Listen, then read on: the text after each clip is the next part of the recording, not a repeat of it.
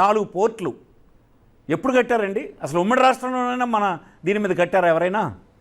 8 హార్బర్లు, fishing harbours. నేను గుజరాత్ మొన్నే ఒక నెల రోజుల క్రితం పర్యటన చేసి వచ్చాను. ఎంత బాగా అభివృద్ధి చేసుకున్నారండి కోస్టల్ బెల్ట్ని వాళ్ళు. 14,000 మెగావాట్లు విద్యుత్తు విండ్ పవర్ ద్వారా తెస్తున్నారు. అనేక రకాల పోర్ట్లు కట్టారు.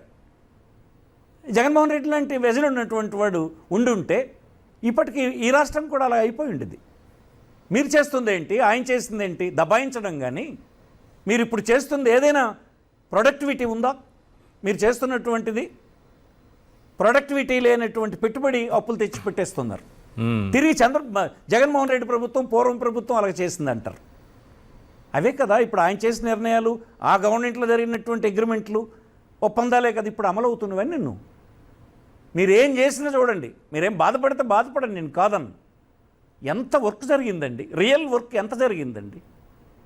మా లాంటి ప్రాంతంలో ఒక పోర్ట్ అంటే 4,300 కోట్లు.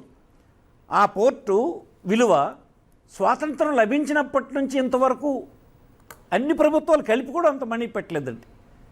ఒక పోర్టు ప్రభుత్వ అజమాయిషీలో కట్టి అప్పు తెచ్చి ఈవేళ నిర్మాణం చేసే పని అక్కడ జరుగుతుంది. చిన్న విషయం కాదు కదా ఇది. అలాగే 4 పోర్ట్లు ఒక 5 సంవత్సరాల కాలంలోనే తీసుకొచ్చాం. 8 ఫిషింగ్ హార్బర్స్, ఇవన్నీ సముద్ర పొడ్డున అనేకమైన ఇండస్ట్రీస్.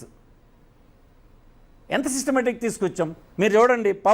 పవర్ జనరేషన్లో రివర్సిబుల్ పంప్ మీద తెచ్చినటువంటి జనరేషన్ది ఎంత పెద్ద ఎత్తున వచ్చింది. అది మనకు వచ్చిందా, దేశంకి వచ్చిందా? వస్తే రావచ్చు. యాక్టివిటీ రాష్ట్రంలో యాక్టివిటీ ఎంత పెద్ద ఎత్తున తెచ్చారు. ఇప్పుడేది ఈ 2 సంవత్సరాలు అయ్యి మా లాంటి ప్రాంతంలో 1,000 కోట్లు పెట్టుబడి పెట్టలేదండి.